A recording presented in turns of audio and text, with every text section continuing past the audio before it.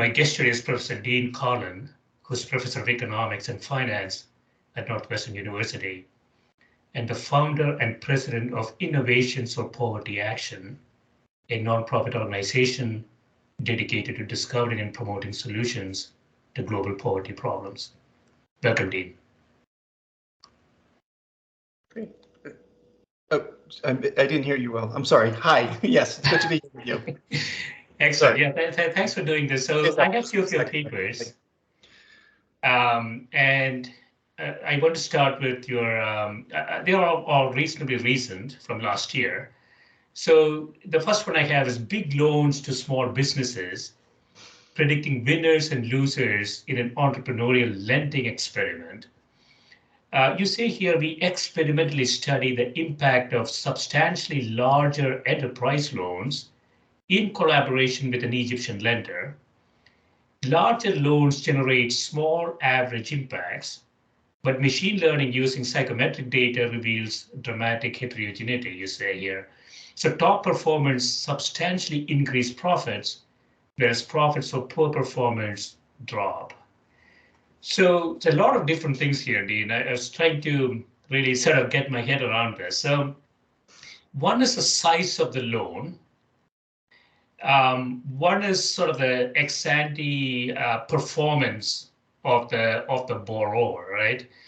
And there are some lender characteristics here too. So there's sort of a multifactorial problem. So what do you find in this data?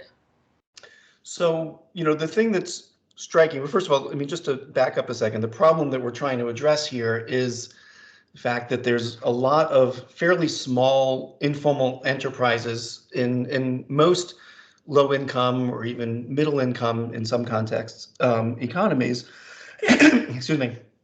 And there does seem to be a myriad of constraints which hold back firms from growing into something that we would more refer to as a small and medium enterprise. Excuse me, sorry. And a lot of times lenders who are lending in what's called microcredit are doing so with a cap to how much they'll lend.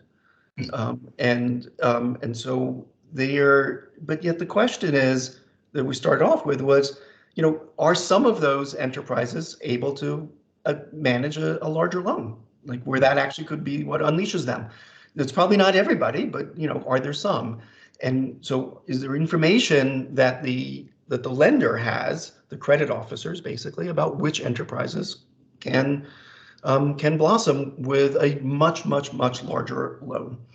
And so that was basically the test.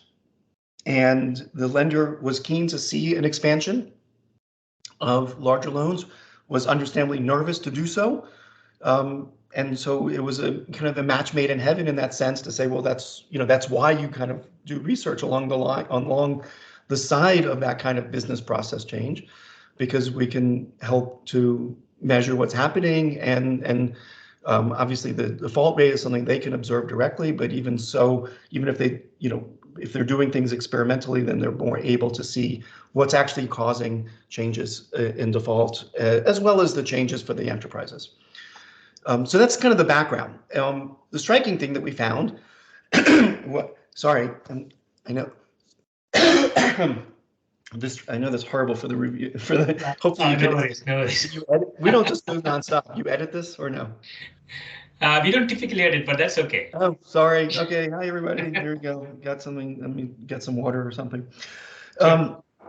But the basic result, which was surprising to us, was that on average we didn't see much change from going 4x on loan size. So it's a big shift. The control group got 2x loan size, so it was a doubling the size of the relative difference between the treatment and the control groups.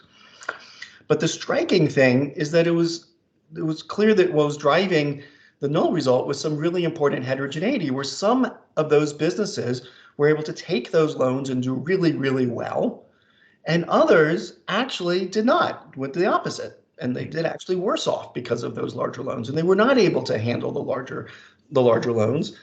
And the average kind of averaged those two together to a small positive number, depending on which outcome we looked at. We saw like modest positive, but mostly null kind of results. But that was masking this heterogeneity, where some people were made much better off and others not. And then the second part that was striking to us was what was driving that heterogeneity were psychometric questions, not your standard loan application, like how, tell us about your cash flows and how long have you been in business and the collateral and stuff like this, or just assets. But instead it was a battery of psychosocial questions that were basically measuring how optimistic people were and how aggressive they were going to be in terms of ambitions for growing their business. And basically what we found is that the people who were kind of most, what shall we call it, overly optimistic about how things can go, actually did worse, right? That they were overly optimistic and they made investments that didn't pan out.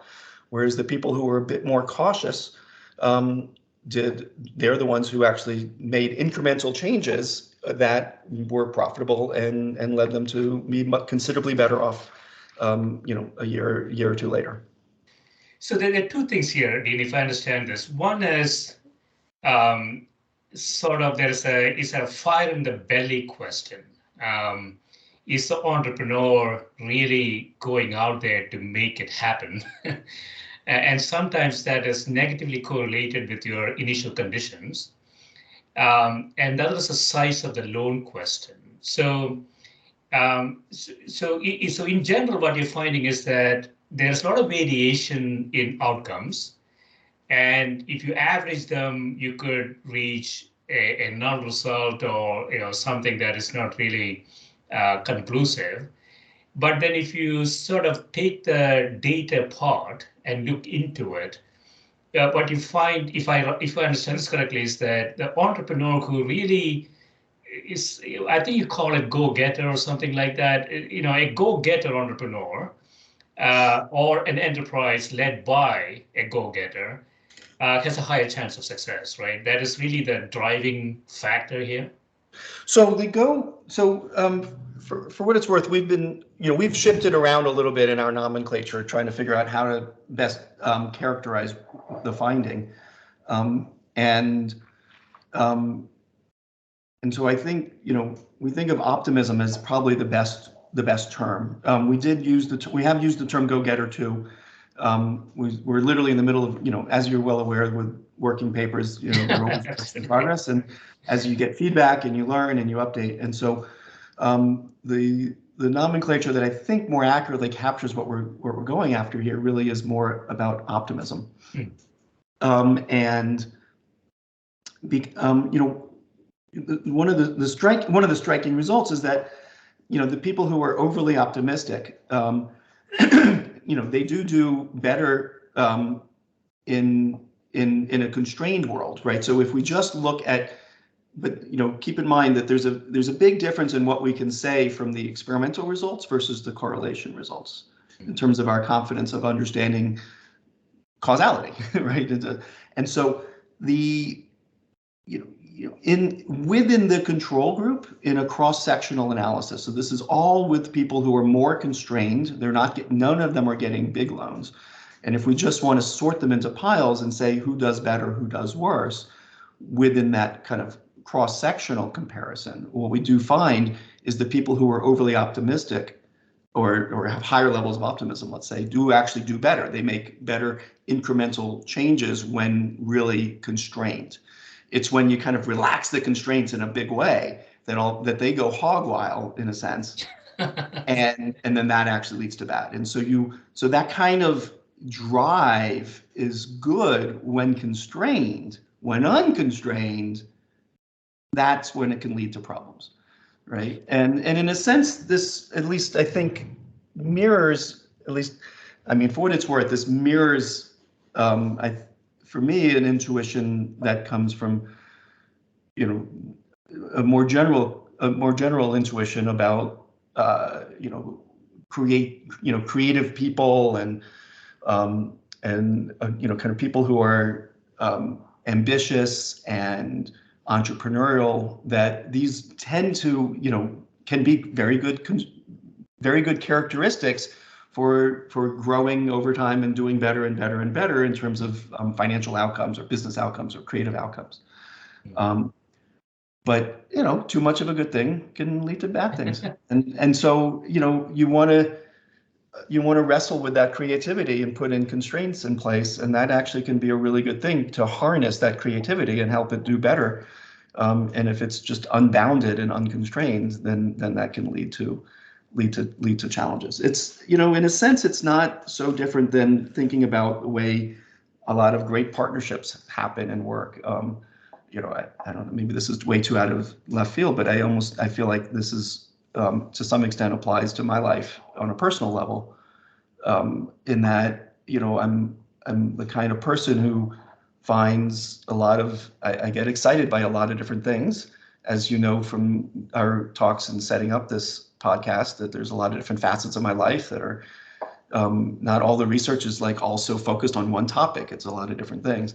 But part of what's allowed me as an individual to accomplish that is by teaming up and surrounding myself with people who are much more disciplined than I am.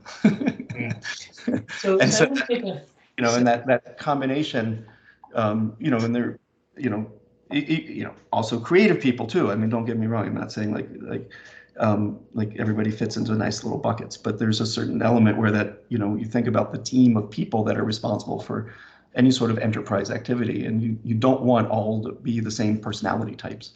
And that's that kind of recognition is also, I think, part of what we're picking up on this, and that it's not about the team composition, but it is about the personality of that entrepreneur. Yeah. So it's really fascinating, Dave. So I want to take a quick detour. So if I understand this correctly, optimism is a necessary condition for success. Yeah. I wouldn't want to go there.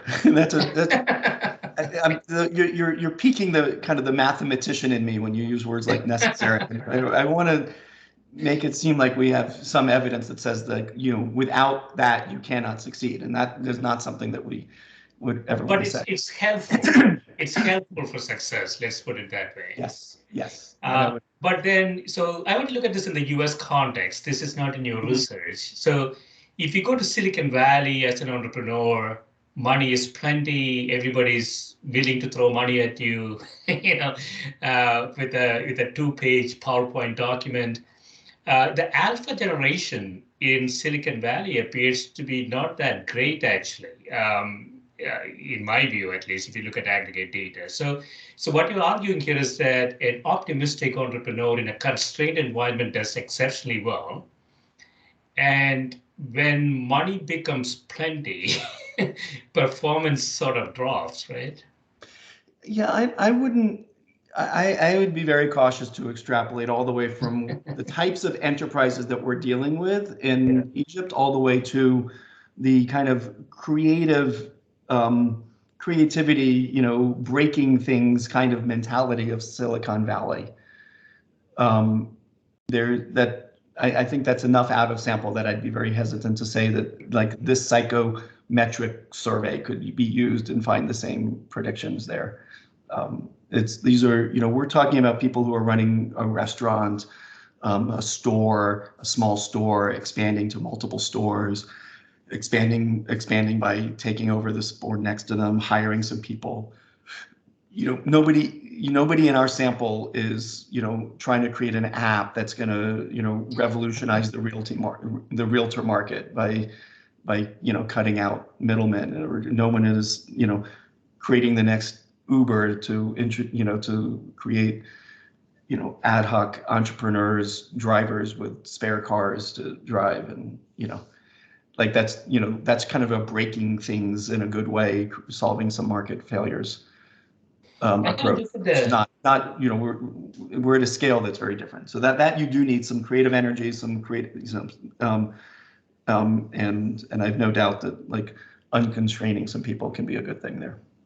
Yeah, I have looked at the data, Dean. So my intuition is that there is an extrapolatable component here, which is when resources are plenty, you get a little bit less I don't know what the right term would be, but maybe less stringent as to how you deploy those resources. So in the sense that, if you think about alpha creation or profit creation, sometimes some constraints are helpful, right? Absolutely. No, and there's work by Senthil Mullainathan and Eldar Shafir. There's a book called Scarcity, which is a great book written about maybe 10 or so years ago now, but with ideas that don't, they're always going to be in relevant. That thinks very hard about how different people have different things that are scarce, right? Money, time being the kind of the two big ones that we all face in some respects, obviously with different levels of scarcity, and that affects everything from attention to our ability to deal with temptation, to our ability to plan. It causes a focusing on what's actually scarce, but at the same time a lack of attention on other things.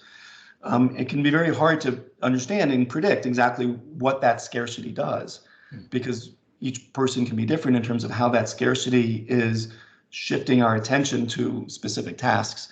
But we tend to think it's very much responsible for, at least I tend to think it's responsible for why, for instance, poverty often is very focused. People who are poor are very focused on short run because there's some really harsh scarcity that they're facing in immediate decisions.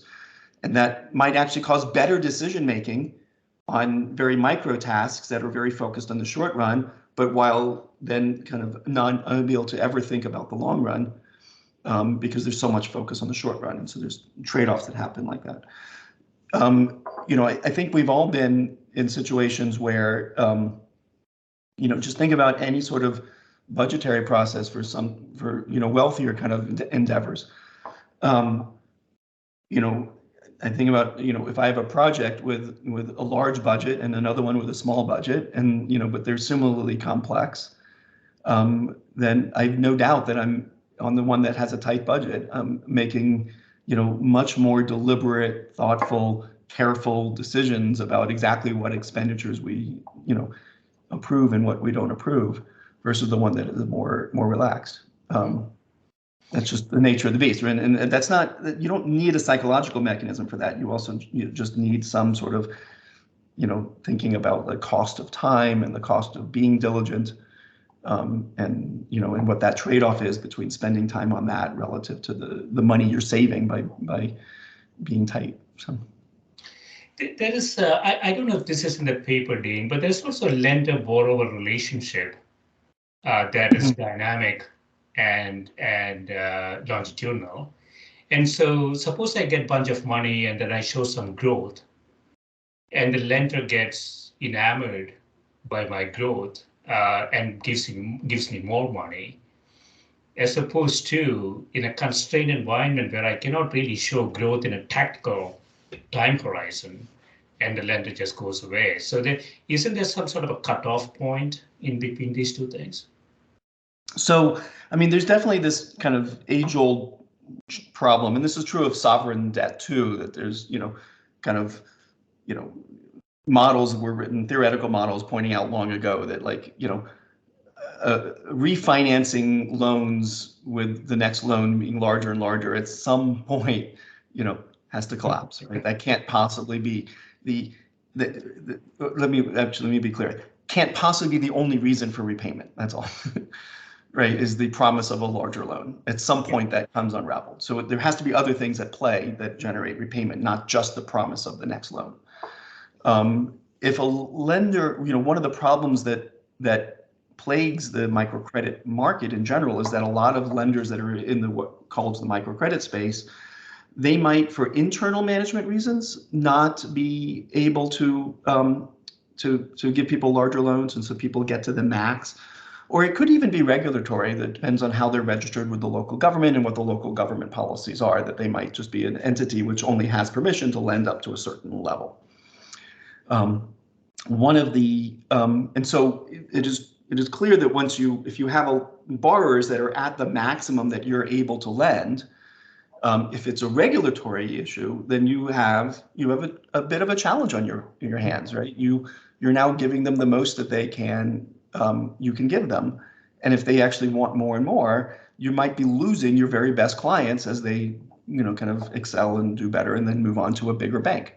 Now, if your mission is social impact and that's a good thing, then you should, in some sense, be happy about that, and then go refocus on the groups that actually need more of a subsidy or more of a kickstart. And that's maybe a good role for a lender that has a double bottom line aspiration to it. If it doesn't have if it doesn't have the capacity for doing larger and larger loans, then that's okay.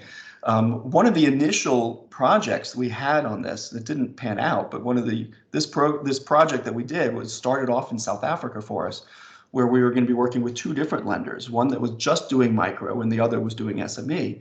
And they weren't passing, the micro was not passing the clients off to the SME lender. This is a kind of, a byproduct of when you think about the banking sector, if you have private information, if you have information on who are the good clients and who are the bad clients, you want to use that information to your advantage as a bank to make more and more money and lend more and more to good clients.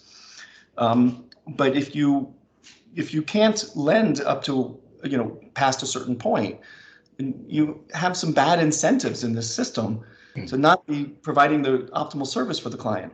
Now, one obvious way of dealing with that is just to kind of sell the names to the bigger bank and just say, you know what, how about we feed you good names and you pay us for them. There's some value to that, and we want to capture that value so that we can then make profits and use that money to lend to poorer households, poorer business. And so there can be a contract that could work for that, but you don't usually see that too often.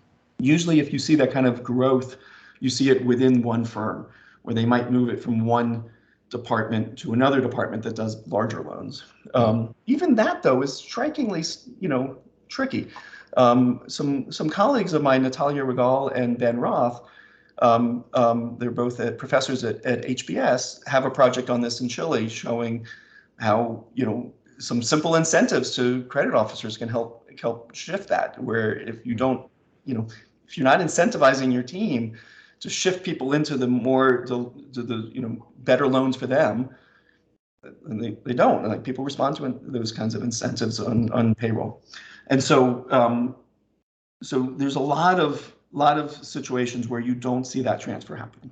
Is the best way to describe it. And for various internal firm reasons, external relationships between two firms, so this was one path for doing that within the firm. Now, one of the striking things here is that the credit officers actually didn't get it right which clients were going to do the best with the bigger loans. They reported which ones did.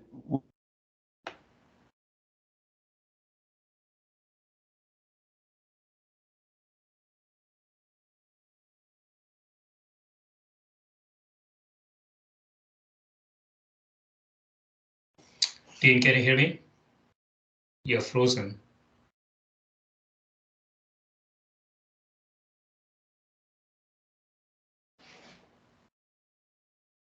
Hello. Sorry, you froze okay. for a minute. Yeah. Go ahead. Sorry. So no, I think that was the end of the thought, which was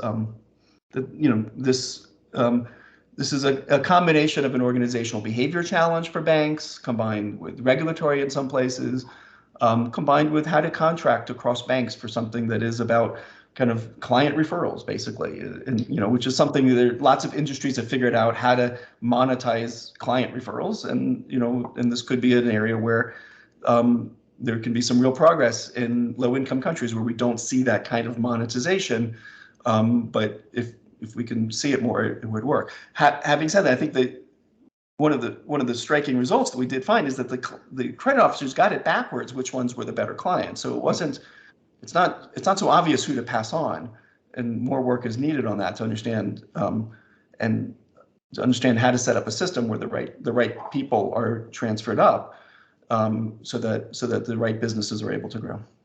So I want to move on to the paper, but so it seems to me, Dean, that there's sort of a micro inefficiency in the sense that the loan officers don't get it right. Perhaps the heuristics that they're using are incorrect. And there's a macro inefficiency in the sense that small banks don't just get their clients more successful, put them into bigger banks that has less regulatory constraints and so on and so forth. So there's a macro inefficiency. Right. So there's a policy that could be corrected with a policy. The micro inefficiency is sort of some sort of spreadsheet heuristic that the lending officers are using that don't seem to work. Yeah. Yeah, well, and the tricky thing is, so I don't, in a sense, it's more of a business policy, I think, than a regulatory policy. I'm not sure that I quite see a role, at least it doesn't scream out at me, that's for the regulator, other than, making it easy for two banks to write a contract with each other and so that the bank that only offers small loans can pass clients off to the bank that does the big loans. The psychosocial aspect, though, is a bit tricky. That's not, this was, I think of as an important result that I would not put as like ready for policy, in the sense that particularly given the reversal that we're finding. So this is, I don't know that it's realistic to add these questions, to a loan application, for instance. If you could, but that would need to be tested and understood, like what happens and do people learn? You could easily imagine risk of manipulation being at play if people know these questions are being asked and how to answer them, and how you answer them affects how large a loan you get. And that's obviously has a problem in the long run, particularly with the internet and people's ability to kind of trade information quickly. Start having Reddit channels on how to answer loan applications and stuff. So I don't know. So I would very much hesitate to jump into what the policy implication is quite so quickly there for how to underwrite, other than to point out that there's a challenge and there's some important heterogeneity that does actually really drive impact from getting a much larger. A lot of new information to consider. So I want to go into another paper, a totally different topic: mental health therapy as a core strategy for increasing human capital, evidence from Ghana. Yeah. You say here that we study the impact of cognitive behavioral therapy, CBT, for individuals selected from the general population of poor households in rural Ghana. Results from 2 to 3 months from after randomized intervention show strong impacts on mental and physical health, cognitive and socio-emotional skills, and downstream economic outcomes. So what exactly is cognitive behavioral therapy? So cognitive behavioral therapy, first of all, has there's a few different things that fit under its umbrella, and so it's not something that's like I'm probably not going to do the best job of giving you the simple 2-sentence summary definition. It is obviously a form of therapy. There's been tremendous amount of evidence from around the world on its effectiveness in dealing with a few different issues: depression, substance abuse. In general, it's about trying to teach people about how to make plans, how to understand what you control and what you don't control, take responsibility for what you control, learn to adapt because of the things you don't control. Like how do you deal with that? But recognizing that you don't control it, so then how do you adapt around it?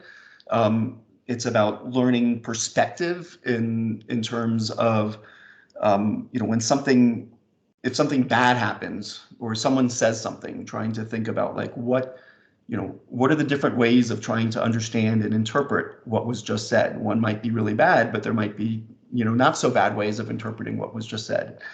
And so some of it is very much about empathy in that sense and trying to teach empathy, but a good chunk of it is really about trying to understand what you control in life, how to put yourself into situations that lead you to do the things that you want to do.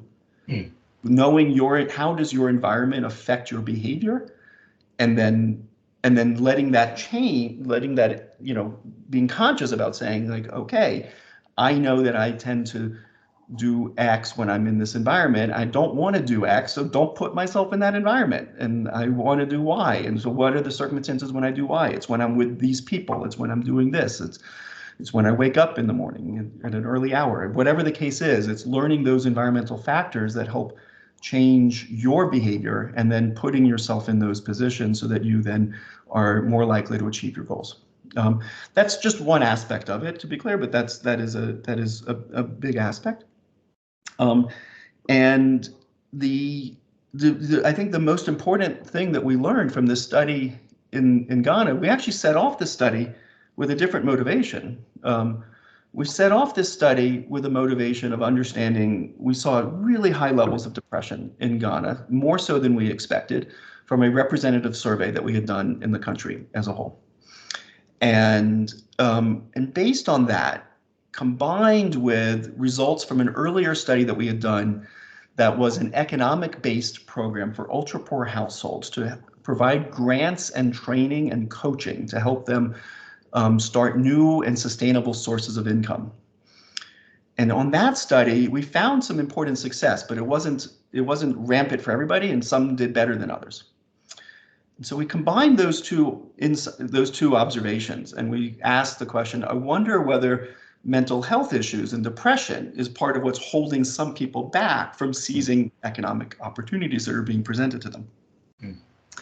And so that was actually the original motivation for this study. And so we learned about a cognitive behavioral therapy program that a professor at University of Ghana was running, and so we reached out. I mean, we already knew her. It wasn't that she was part of the work that I referred to earlier.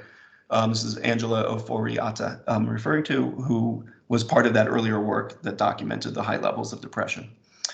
And she had been working on a group-based adaptation of cognitive behavioral therapy that is manageable with fairly that you can implement it at decent scale through a training program to train people to do this. And so it wasn't something that needed like people who had like 20 years of clinical experience running therapy.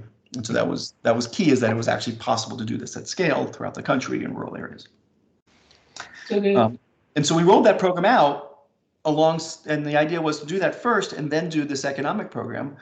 But then the initial results that came back from just the cognitive behavioral therapy, and this gets to the heart of that paper you're referring to, what we were struck by was the program was working for everybody, even if you weren't depressed up front, because the program was not, even though it was designed around trying to deal with depression, it was not requiring someone be depressed in order to be in the program. It was just targeting a representative sample of poor households in rural areas. Mm. And when we looked at the treatment effects, we saw really big treatment effects on mental health outcomes 6 months later, and some self-reported economic outcomes as well. But the striking thing to us was that these results were basically the same, whether or not you were depressed or not at start, in kind of the baseline before the program. Mm. Diagnosing depression, as you know, is always tricky unless it's a clinical depression. And so would you say that poverty is generally correlated with depression? I mean, statistically, it definitely is. And it seems kind of for obvious reasons. I mean, it is. So, now getting at, so there's clearly a correlation. And I also would actually be totally happy to assert that it's kind of obvious that the causation goes both ways. And that, yes, there can be important work to try to help understand the magnitude of the two directions.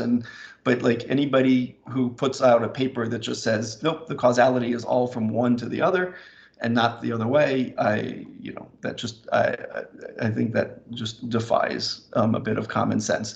Now, a separate question is when, even if you're finding causality both ways, it has a certain analogy to, cholesterol statins, as I understand them, like where, at least this is what I've been told. And maybe this is wrong. Maybe you have another podcast from someone who's going to say is like, this is, exactly wrong. But my understanding is that we know that, high levels of cholesterol are definitely correlated with heart problems. We do have good theories as to say they're even causal to heart problems. And we know that statin drugs can lower cholesterol levels. Okay, but we don't know if lowering cholesterol via statins actually reduces the heart problem or not. And that's has an analogy here to the mental health, which is like it could be that being depressed leads to low adoption of economic opportunities and low productivity in the workplace and enterprise. So Dean, you cannot throw a wrench into a $50 billion business. What's that? You cannot throw a wrench into a $50 billion business called statins. Yeah. Well, but like I'm just kidding. like maybe more. That's my understanding of that space, is that it's there's lots of reasons to think the link is solid, but there is I think the key point is that even if A causes B, that doesn't mean that artificially moving A causes B to change too. That's the key thing, right? And so even if we know solidly that A causes B, so if we know that poor mental health causes low economic activity, that doesn't mean that a particular program which moves mental health will also cause there's a difference between, mental health is not a simple construct, right? So you could see it being causal to an economic opportunity, but the type of process that you go through to reduce it might actually miss the necessary components. So you might measure it and it might go down, and you might say, great, depression is down, but it didn't go down in the way that actually is important for shifting the economic opportunities. So that's still an open question, is to say, even if we see them correlated, and even if we know they're causal, does moving one move the other or not? And that's a separate question. Yeah, it's a bit of a sort of a runaway process, right? So poverty and mental health, there's a hysteresis, as you say, going back and forth. And so I think what you're proving here, Dean, if I understand this, is that some intervention into that hysteresis loop is beneficial for the individual, right? Mm-hmm. Yeah. No, that is basically what we're finding. We do find that it has, this is early on that program, so it's, we do find some, we have very limited economic outcomes. It's only at 6 months. The really interesting thing will come in the long run, which we're going to be working on this coming year.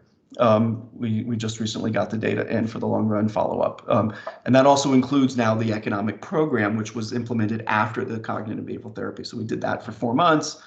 And then a few months after that, we did our measurement of the impact of the CBT program before all of the economic programs, what's called the graduation model.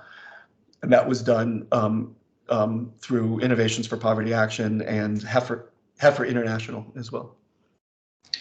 Yeah, so I want to move into another paper, Dean. So randomization of causality ethnography for mechanisms, illiquid savings for liquor in an autocratic society. Found this interesting. So what should researchers do, you say, when confronted with surprising results?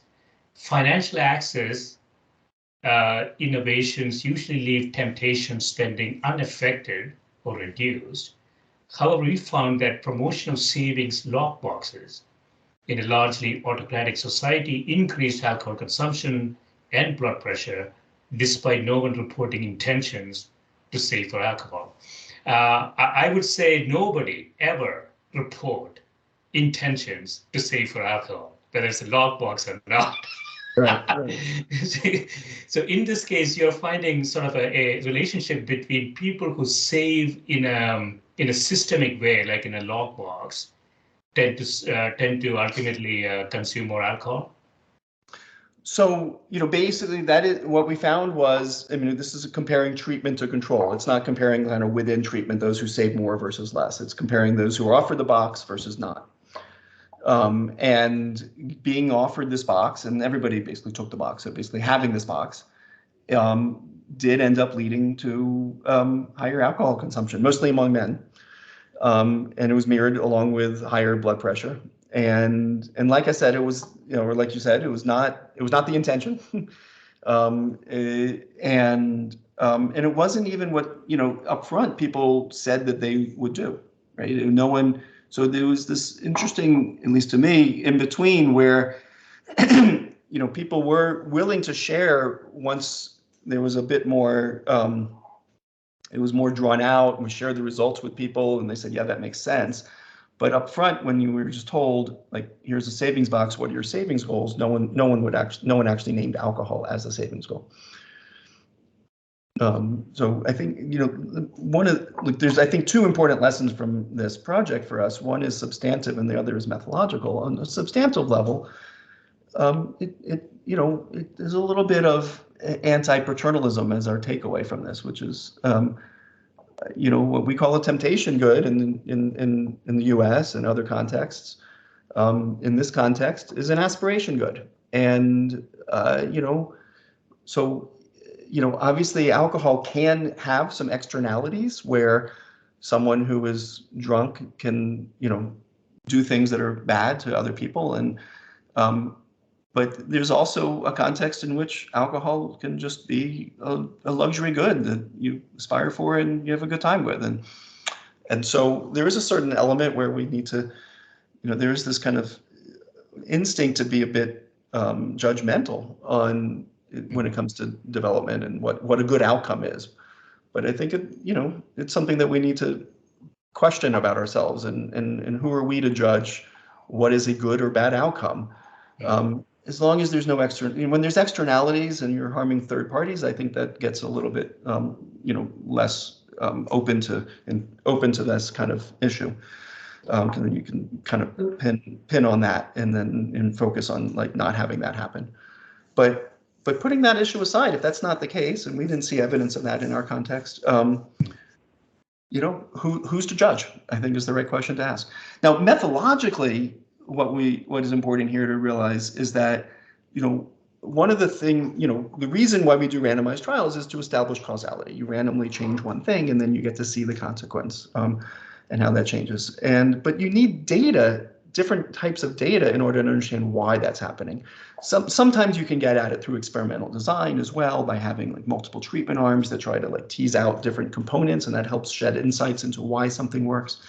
But for something like this, what we did, it was about the data that were being collected, and we needed a different kind of data to help understand and interpret these results that came through fairly clearly in the quantitative data. And luckily, we were partnered throughout this with an anthropologist, Ricardo Godoy, who was able to bring those skills to the table, and went back a year after the experiment was over to conduct a series of ethnographic style research methods in order to help understand why we observed what we observed. Yeah, so I was wondering, Dean, so if my objective function has two factors, one is sort of a tactical pleasure, I should say, from consuming alcohol.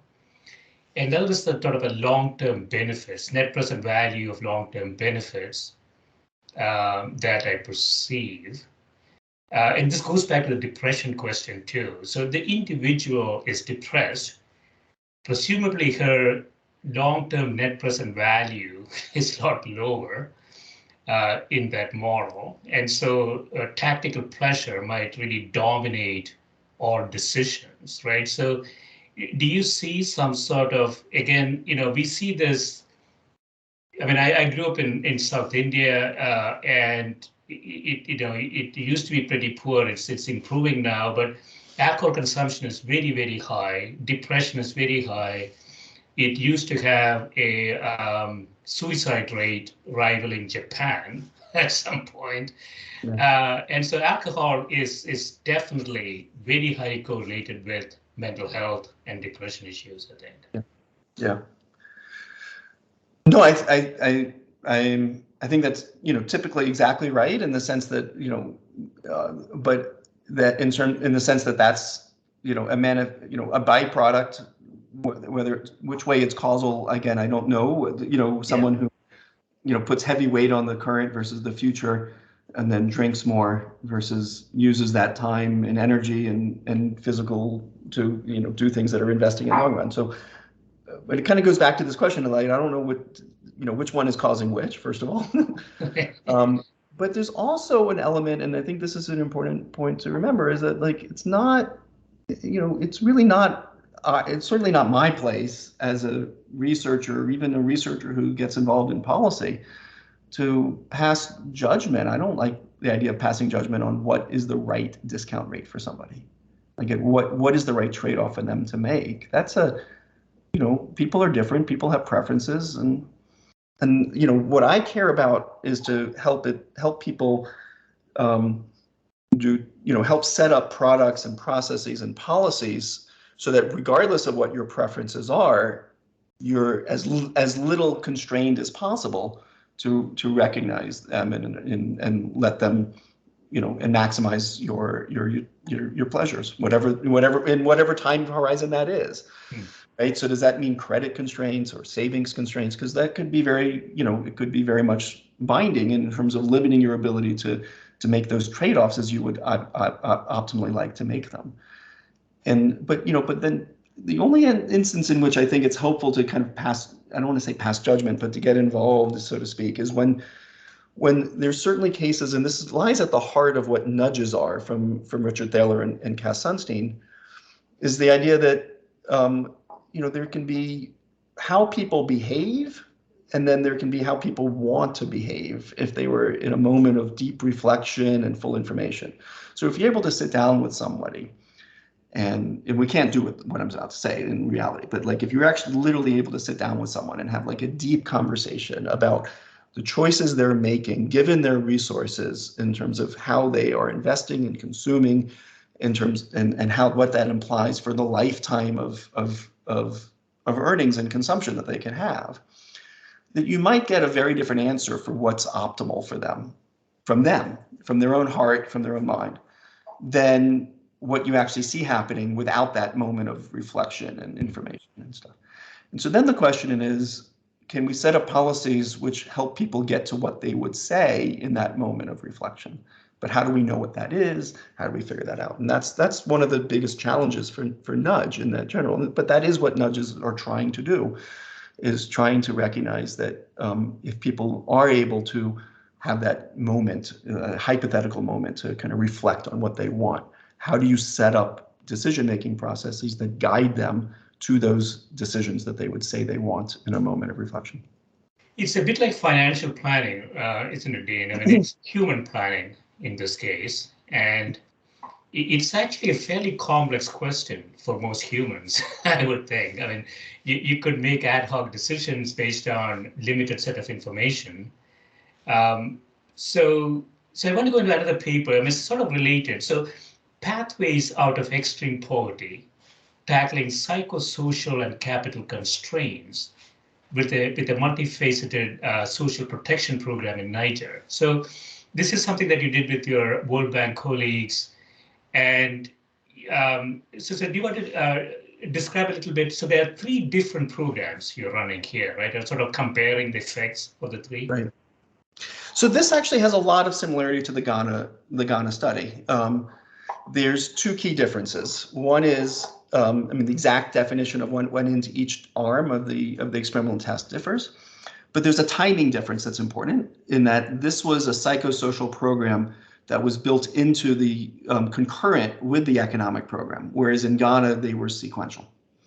So that's why we don't have the longer term results from Ghana that requires that second phase. But here we actually did it concurrently, and so we have results from that concurrence. The second difference is that the psychosocial is not exactly the same. That's why it's not what was done in Niger was not labeled cognitive behavioral therapy. But if you look at the content, there's actually a fair amount of overlap between what's often called cognitive behavioral therapy and what was done in Niger. One difference with Niger is that there was a stronger emphasis on social and community engagement, building up aspirations and role models. There was also a film that was used as part of the program where the participants watched the film and then discussed the film, and that film was intended to create kind of very salient role models. So those are some of the key differences. Very, a bit in the weeds, those differences, but they are potentially important. What was striking in Niger is that we had 2 treatment arms, and it's, I think, most helpful to just compare those 2. One of which had this psychosocial, along with some other aspects like savings groups and some training about enterprise and livelihood development. And the other did not have the psychosocial, but then also provided a cash grant of a few $100s in order to kickstart the creation of livelihood. And also the savings group. And the key is that that second group did do better faster, but in the long run, they both ended up at the same rough point, that the psychosocial worked along with the savings to help people build up savings and build up savings, but it took time to get there for obvious reasons, because there was no immediate cash grant to say, here we go, kickstart your enterprise. They had to work their way up little by little. But they did, and that's the striking thing. So from a cost effectiveness perspective, it actually wins because it's cost a lot less money and got more or less the same results 2 years later. But if you care about the speed with which you're having an impact, then obviously you prefer the cash grant because it had a faster impact in the first year.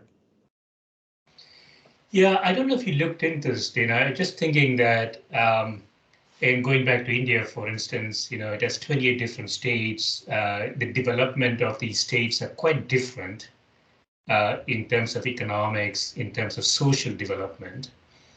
And it is sort of a unitary system, even though they call it federal, which ultimately ends up with cash transfers to a limited number of those 28 states based on the number of seats the politicians can garner from those states, and the rest are sort of left with nothing. And longitudinally, we find that people who are starved for cash actually do a lot better in the long run. And so it's a sort of an interesting phenomenon, isn't it? In other words, cash transfer, so sort of tactically reducing the constraints, don't appear to be a sustainable development policy. In other words, you have to encourage entrepreneurship. You have to invest. You cannot just give money to people to consume. I'm not sure I would agree with that. Okay. There's some really striking evidence from many places around the world that cash transfers, unconstrained, unconditional, can make really important impacts on people's lives, improving health, improving education, improving entrepreneurship, improving home structure, consumption, absorbing shocks. It's short term though, right? What's that? It's short term though. If you look at long term effects. Long run. Long run. Now, that doesn't mean it's going to always generate long run in every single context. There's a lot more that needs to be learned about how and when and why. But one of the striking things is that you don't have, I've yet to see a study, actually going back to our Bolivia study, that had that kind of outcome. And it does get looked at, because that's one of the concerns is like, do we ever see bad things happen from that? Or when I say bad here, I mean the types of consumption that we think generate negative externalities on others, like alcohol and tobacco. And we're not seeing evidence of that, and that's good.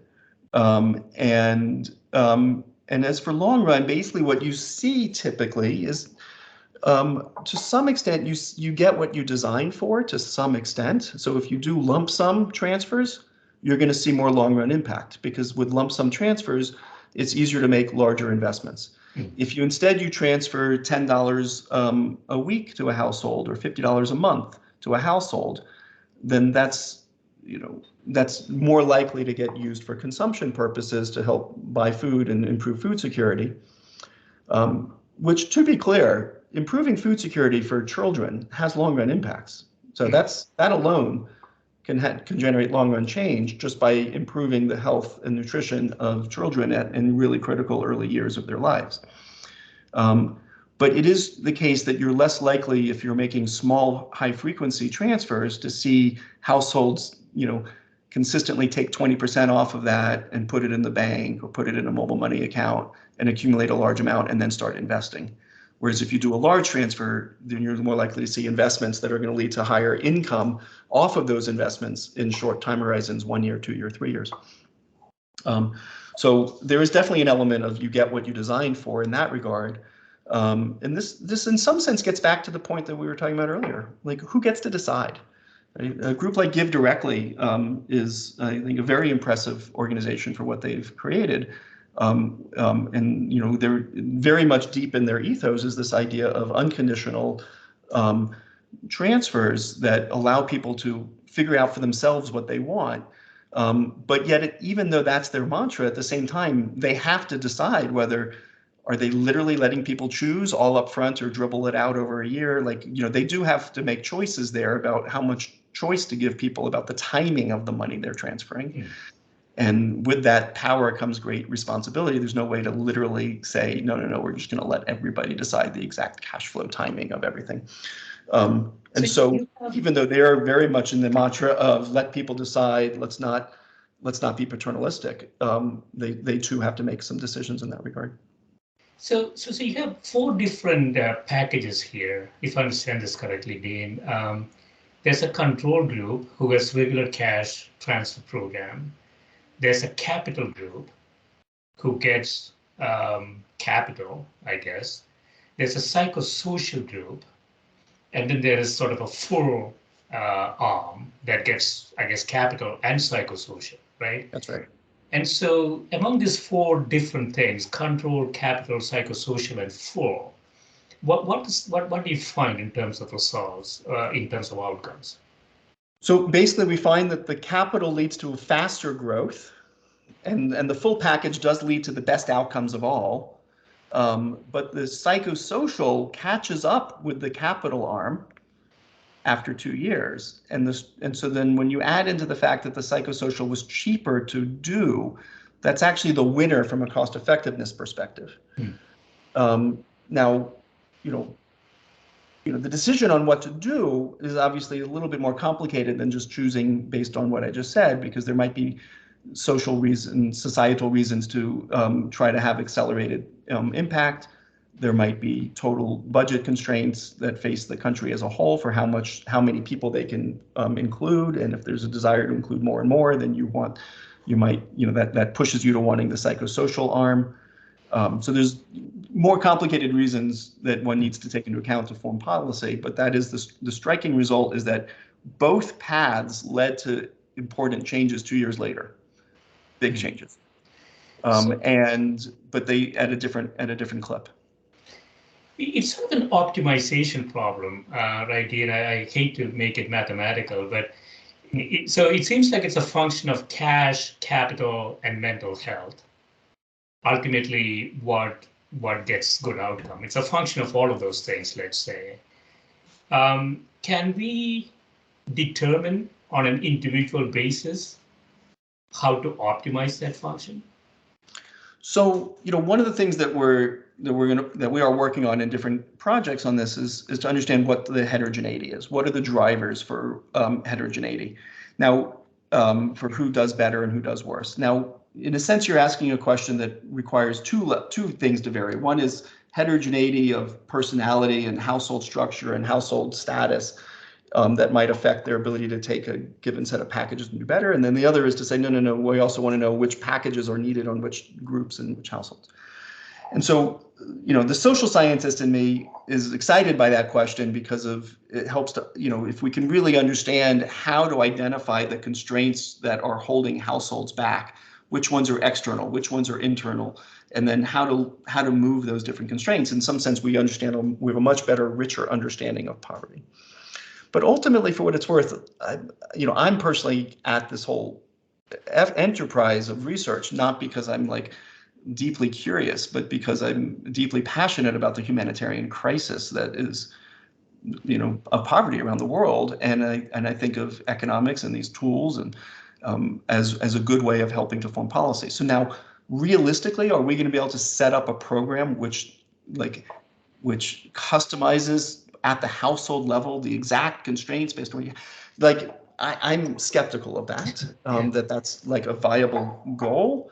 I think there's more customization than is currently being done that might be successful in helping to identify and diagnose specific households and understanding then what is the right way to help each household. So we probably do better than the programs as they're currently doing, but all the way to kind of a perfect thing. No, I don't think that's a place that will ever be. So there's always needs to be this kind of trade-off between this kind of really deep, detailed, nuanced, mathematical model to help explain and perfectly predict household outcomes with what's a policy that's actually possible in the world to implement. And the household, I would imagine, is not able to make the right decision, right? So given 3 different options, given a menu of cash, capital, and mental health related things, I would imagine the household is not able to assemble the right menu from that, right? They don't have enough information to do that. So, so first of all, the cash and capital were kind of the same. So I would just say it is 2. I'm thinking of cash as sort of a tactical training and information about markets and enterprises and things of that nature. But that's not, I think the question you're asking, I think, is a fascinating one, but I agree is kind of wrought with challenges and problems. And it's not to say that they can't tell you, optimize for themselves, but how do they need to let me put it this way, we go through a ton to figure out what's actually working and what's not. It's not to say that if everybody, if they all knew exactly what the impact of each thing was, it would make our lives a lot easier, because it would just be like, can you just tell me the impact of, I'm going to offer you 17,000 different things, and I could save a lot of time if you just told me the impact of these things. That's not actually an easy thing to know. And so that's asking a lot of households to always understand what is this thing that's being offered, and what's the path that will happen if I take that option over this option. And so it's not to say that there isn't some insights that can be gleaned, and there's some autonomy that we want to embrace in terms of giving people that option and that kind of that respect, so much sake of saying, here's 3 different things, which do you prefer? But we have to be really thoughtful about, well, what information do they possibly have to make that decision? Yeah, I wonder, Dean, there's some sort of self-selection experiment that you can run. You let the household self-select different buckets, and then you measure the outcomes and see if they actually made the right decisions. Right. So we actually did that in Mali, where we with credit, where we have a study where we get to observe people who select into a lending group, a microcredit group. It could be also that the group was filtering. It's a 2-sided selection process, but we very clearly we see very strong evidence that the individuals that do borrow have much higher returns to capital than the individuals that do not, because we have a second stage where we then gave cash grants to people, and saw the impact of the cash grants were very different on the kinds of households that were borrowing versus not. Excellent. Yeah, I think we're running out of time. Excellent. Yeah, thanks so much for doing this, Dane. Okay. I really enjoyed the conversation. No, it was nice talking with you. Looking forward to hearing when it comes out. Thank you. And hi, everybody out there. Thanks. Yeah, if you can give the link.